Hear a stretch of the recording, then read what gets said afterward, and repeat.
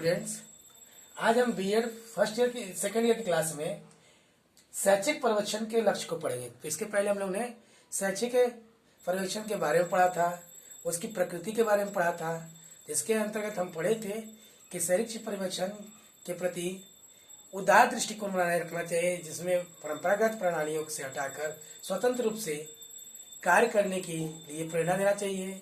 उत्तर पर्यवेक्षक वह होता है जो शिक्षकों को आत्मलंबी एवं उत्साही बनाता है, शिक्षकों पर ज़्यादा अंकुश नहीं लगाता या दबाव नहीं डालता है, और शैक्षिक पर्यवेक्षण का जो प्रकृति होनी चाहिए वह उदारवादी होना चाहिए। तो उसी के तहत आगे जो बढ़ा रहे हैं हम लोग, शैक्षिक पर्यवेक्षण शिक्षण प्रक्रिया एवं शिक्षण संस्थाओं की उन्नति में मददगार होता है। शिक्षा का प्रचार एवं प्रसार अत्यधिक परिणाम के लिए में किया जाता है, पर उसका सुधार करने के लिए एवं शिक्षकों के उत्कृष्ट रूप का निर्माण करने के लिए शैक्षिक पर्यवेक्षण की कुछ ज़्यादा जरूरत पड़ती है। शैक्षिक पर्यवेक्षण में कतिपय महत्वपूर्ण लक्ष्यों को निम्नलिखित पंक्तियों में उल्लेखित किया जा सकता है। शैक्षिक प्रक्रिया या शिक्षण प्रक्रिया का समुचित विकास करने के लिए शिक्षा को नेतृत्व प्रदान करना। ये जो है एक तरह से शिक्षा में एक नेतृत्वकर्ता का निर्माण करता है और उस तरह से ये शैक्षिक प्रक्रिया का समुचित विकास करता है। दूसरा, शिक्षा के कार्यक्रमों का मूल्यांकन करना एवं विकास के लिए प्रेरणा प्रदान करना। पर्यवेक्षण का कार्य ये भी होता है कि वो मूल्यांकित करे कि जो कार्यक्रम हुआ है, कोई भी जो कार्यक्रम चलाया गया है शिक्षा से संबंधी, वो कितना तक सिद्ध हुआ या कितना उसमें पूर्णता पाई गई है, और समय समय पर विकास के लिए भी प्रेरणा प्रदान करता है। तीसरा, शिक्षा प्रक्रिया को अत्यधिक सक्षम बनाने हेतु शिक्षण सामग्रियों को उन्नत बनाना। देखिए, कोई भी चीज को कम समय पे और बेहतर करने के लिए हमको इंस्ट्रूमेंट की जरूरत पड़ती है या सामग्रियों की जरूरत पड़ती है, जिससे कि शिक्षण जो कार्य हो प्रभावशाली हो सके। तो जो पर्यवेक्षण का कार्य है ये भी है शिक्षण सामग्रियों को उन्नत बनाने के लिए। अगला, प्रभावशाली शिक्षण के लिए शिक्षकों को प्रेरित करना।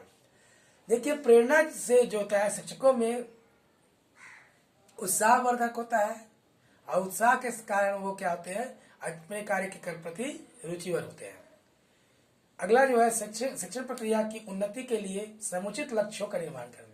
पहले हमको जो लक्ष्य बनाने पड़ेंगे, कौन कौन से लक्ष्य निर्धारण करना पड़ेगा, लक्ष्य के निर्धारण के अनुसार ही हमको अपने शिक्षण प्रक्रिया में उन्नति ला सकते हैं। अगला आता है अध्यापन क्रिया में विभिन्न क्षेत्रों में शिक्षकों को तकनीकी मदद प्रदान करना। जहां जहां जरूरत पड़े तकनीकी का भी इस्तेमाल होना चाहिए। अप्लाइड नॉलेज की भी इस्तेमाल करने के लिए हम लोग तकनीकी का उपयोग करते हैं। छात्रों को अधिक गत्यात्मक तथा उन्नत बनाने के लिए कला में शिक्षकों की योग्यता में वृद्धि होना चाहिए।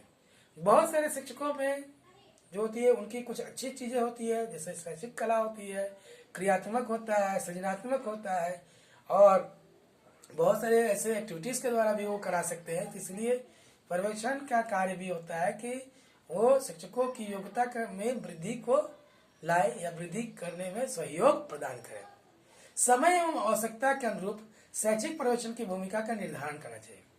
कभी कोई काल, समय, परिस्थिति के अनुसार भी जो होता है पर्यवेक्षण की भूमिका तैयार होती है, और उसी के हिसाब से कार्य किया भी जाता है। जरूरी नहीं है कि कठोर हो, कि एक ही जैसा हो, ये नहीं हो पाएगा तो कार्य नहीं हो पाएगा, इसलिए थोड़ा लचीलापन का भी होना चाहिए। सामुदायिक कार्यों के प्रति छात्रों एवं शिक्षकों के दृष्टिकोण में उचित परिवर्तन करना चाहिए। जैसे पहले का दृष्टिकोण और आज के दृष्टिकोण में बहुत जमीन आसमान का फर्क है, तो समय समय के हिसाब से दृष्टिकोण में जो बदलाव होना चाहिए उसका परिवर्तन भी जो हो उचित हो। अनुचित मार्ग पे कोई परिवर्तन नहीं होना चाहिए। शैक्षिक क्षेत्र में कुशल नियंत्रण, नीति निर्धारक एवं आदर्श विचारक के रूप में कार्य करना चाहिए। ये जरूरी है कि कोई भी जो होती है अगर कुशलता से किसी चीज पर नियंत्रण करेगा तो उसके विचार जो आएंगे क्या आएगा, आदर्श रहेगा, और इसी के रूप में हमको कार्य भी करना चाहिए।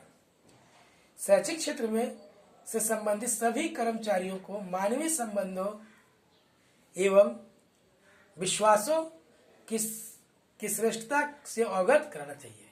क्या हमारा वैल्यू है, हमारे क्या संबंध है, शिक्षक और बालक का क्या संबंध है, अधिकारी और कर्मचारी का क्या संबंध है, ये सभी को संबंधों से सभी को परिचय होना चाहिए कि उनके कार्य क्या है और उनकी उपलब्धियां क्या होगी इस कार्य करने के से ऐसा।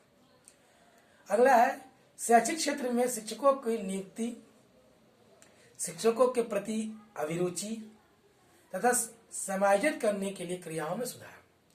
देखिए, कई बार विपरीत परिस्थिति होने के कारण शिक्षकों की ऐसे जगह नियुक्तियां हो जाती है कि वो कार्य तो करना चाहते हैं पर कुछ विडंबनाएं आ जाती है कि वो कार्य करने में असफल होते हैं और उनकी रुचि जो होती है, वो जो अभिरुचियां हैं मोटिवेशन करने के तरीके बच्चों के लिए, वो क्या होती है, धीरे धीरे कुंठा में बदली जाती है।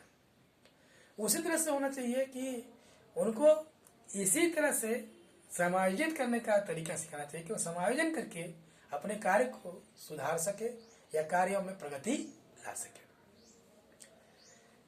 शिक्षण तथा अधिगम संबंधी नवीन अनुसंधानों एवं आयामों से शिक्षकों को परिचित कराना।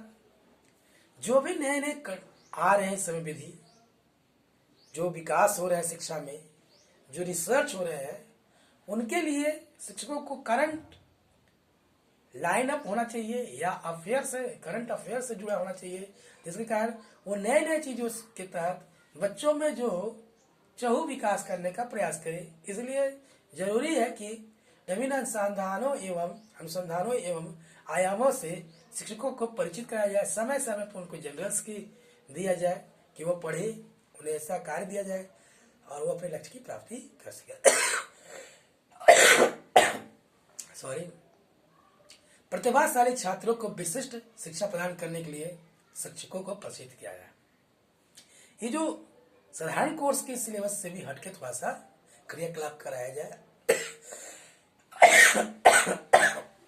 जिस कारण बच्चों को उचित शिक्षा प्रदान किया सकता है और तकनीकी जानकारियां भी हो सकती हैं। समय आने पर समय समय के हिसाब से सेवारत शिक्षकों की व्यावसायिक कुशलता में वृद्धि के लिए सेवाकालीन प्रशिक्षण की भी व्यवस्था होनी चाहिए, जिससे कि वो उन्नत कर सके और विकास कर सकते हैं। देखिए, इसी के तहत और भी बहुत सारे लक्ष्य हैं जो कि नियामक के हिसाब से बने हुए हैं। तो हम एक बार फिर से कह देते हैं कि एक्चुअल में काम क्या होता है। शिक्षण प्रशिक्षण शिक्षा प्रक्रिया एवं शिक्षण संस्थाओं की उन्नति में मददगार होता है। एकदम समझ लीजिए कि एक हेल्पफुल एक एंगल है, या कह सकते हैं एक बॉडी है। ये शिक्षा का प्रसार भी करता है और प्रसार भी करता है और ज्यादा से ज्यादा उन्नत परिणाम की ओर अग्रसर करता है। इसका मुख्य कार्य जो कमियां हैं उसको सुधारने का भी होता है और शिक्षक या शिक्षा के उत्कृष्ट रूप का निर्माण करने के लिए होता है। साथ साथ यह एक तरह से हम कह सकते हैं शिक्षा का एक अंग के रूप में कार्य करता है। और जो कल हम पढ़ेंगे उसमें पढ़ेंगे हम लोग शैक्षिक पर्यवेक्षण के उद्देश्य। धन्यवाद।